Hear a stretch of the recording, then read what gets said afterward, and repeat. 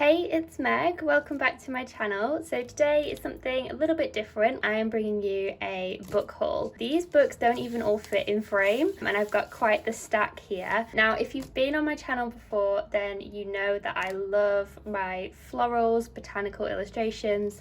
So pretty much all of these are floral illustrated books. And they've got some absolutely beautiful illustrations within them. There's quite a lot of them to go through, so what I thought we could do is just have a look at some of these books that I've got, and here's a sneak preview of one of them. You can see there's some absolutely beautiful imagery. These are some absolutely beautiful illustrations. So what I'll do is we'll go through the pile that I've got here. I've got some off to the side as well, so let's just dive straight in. So we will start with these two here. So these two actually have the same name, and this is probably the first tip that I'll give you. If you're looking at shelves and shelves of books, look out for words that say illustrated or wildflowers, and they will typically be ones that will have illustrations in, if that's something that you're looking for. So as soon as I see a book like this on the side and I see illustrated book, I know that it's probably going to be something that I will like. And oftentimes they have beautiful covers as well, which would be nice if you are looking to do junk journals using book covers. This is definitely a great option to use, and is one that I might actually repurpose into a journal because it's actually quite a nice size. It's not quite A4, but it's not quite A5, so it's a really nice size to use, and it's got like a sort of gold foiling almost on the front and then also on the back, and it's in really good condition as well, so it would be a really great option to use. And then, as I showed you just then, inside you've got just some obviously text pages at the back into all of the illustrations. So there's some black and white ones and then a whole range of colour ones. And what I like about this one is that the illustrations are all on one side of the page, so I don't need to decide which illustrations I would like to use because they're all on one side of the page, because often that's the dilemma of which illustration I'm going to pick from either side of the page. So this, I think, is one of my favourite books that I have to show you today. There's just some absolutely beautiful illustrations that will be really nice to use within my collages, in my art journals, junk journals, anything like that. Maybe in my altered book as well, these would be really nice. So yeah, there's a really great selection there to choose from, and a beautiful cover to go alongside it. And then of course the dust jacket as well. You can also use this if you would like within your collaging. I love the back of this. This is really nice. And then this one is slightly bigger, and I don't think, oh no, yes, this does have a really nice cover as well. So this one, you can see there in the light, it's like a gold flower, really, really pretty, just plain on the back. And then it's got the title there on the side. Now this one, although it's a really nice cover, it's quite big, and I don't tend to work in journals this big, so I don't know if this is something I would want to use as a journal. But given the cover, I think it would make a really nice journal. Again, it's in really good condition, so you'll want to look for, if you're going to use these books as journals, you'll want to look obviously at the spine to make sure that it's not kind of breaking or falling apart or anything. You know, it's got nice integrity to it. And then inside of this one, this is slightly different. So this has got like text against each of the images, so these are slightly smaller, but there's still a nice range, as you can see, of illustrations to choose from. There's also some, I think I saw a black and white one there. Like something like this would be really nice to use within a journal page. And again, you could scan these if you didn't want to actually use the book, or you could use these just as reference images if you're wanting to do illustrations in your own journal. This is really nice, and you could even maybe paint this, colour it in. So this is another great option to use for collage material. Some of these images are quite delicate, so fussy cutting will probably be a little bit more difficult, but that's still a really beautiful book. Then I have the, I feel like it's a junk journal classic, the Country Diary of an Edwardian Lady. I actually already have a copy of this, but I thought I would snap up another one just because the illustrations in this are really beautiful.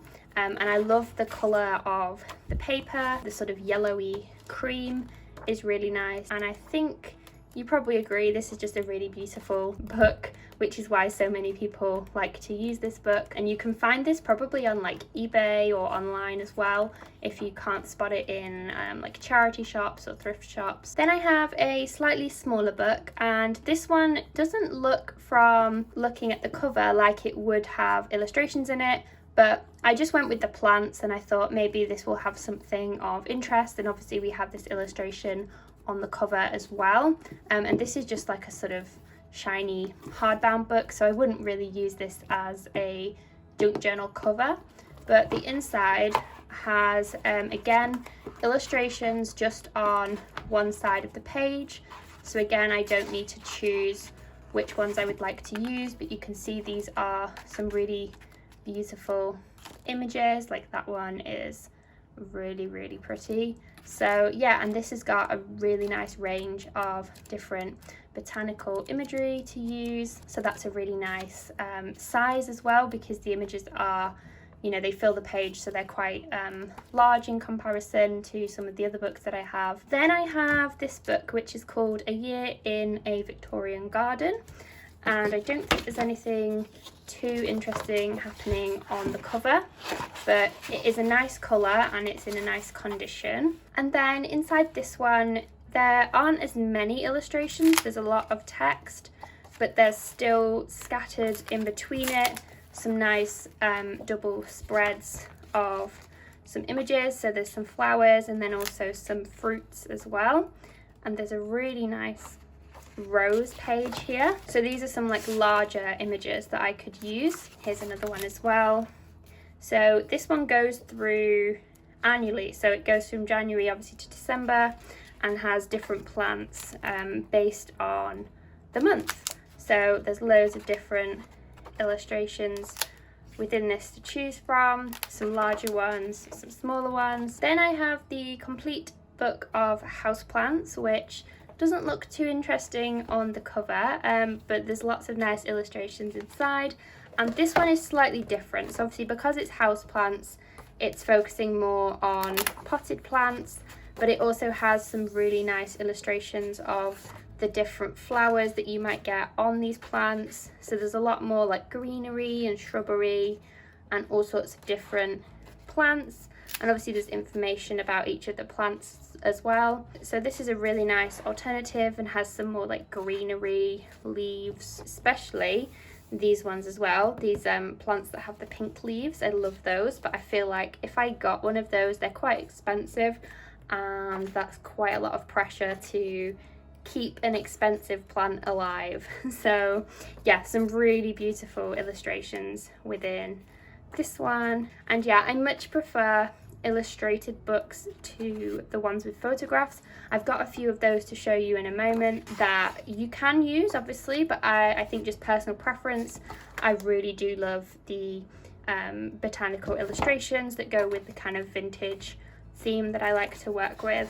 So that is the houseplants one. Then I have this teeny tiny book, the Usborne Guide to Trees, which is slightly random because it's just obviously trees, but there's still some nice illustrations within these and some smaller ones to choose from as well. And there's just pictures within all of the pages, and it's really interesting actually to go through as well and read about all of the different plants and things and see all the different like diagrams as well. So this is just a nice little compact one that I thought I could use some of the imagery from as well, but obviously this is double-sided, so I will have to be mindful which ones I pick from the pages. This is the Reader's Digest Wild Britain Wild Flowers book.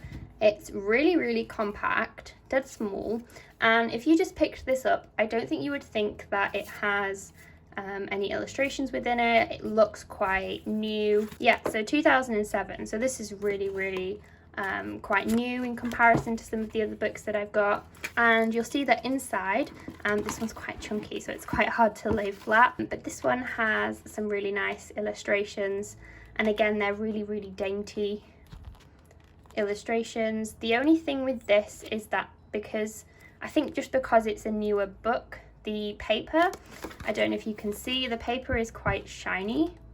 There we go, you can see that there. The paper is quite shiny, which I tend to prefer matte paper to work with in my journals rather than shiny paper, but I think the illustrations are still really nice. They are just very, very dainty, so again, this might be a bit of a struggle in terms of cutting things out, but there's a real selection to choose from, and it's sectioned into all the different colours as well, which is really nice. So there's lots of illustrations within this. And then finally, I have these two absolute gigantic books. So you can see here, these are ginormous. So these are slightly newer, and these are not something I would normally go for, but I just wanted to show you as a comparison the types of gardening specifically books that you can get. So I just wanted to show you a variety. So if you did want to use kind of more real images of florals within your journals, then there's definitely options with these giant newer encyclopedias. They're normally quite hefty, but these are slightly newer, so they do tend to have the shiny paper, and the book cover doesn't have any nice like illustrations on them. They're normally just photos of what's inside. This one has a bit of variety, so obviously there's the massive images, and there's lots of reference material in this. Let me find a page so I can show you.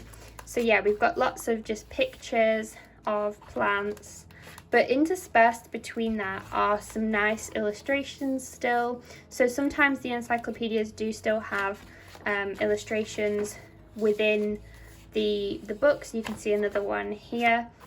So this could be a nice option to use if you really want a big project to do an altered book. Then this could be nice because it still has some illustrations in it that you could work with, and some of the photos of the plants I think would still be nice to use. So things like this, you could easily use these maybe as backgrounds for journal cards, things like that.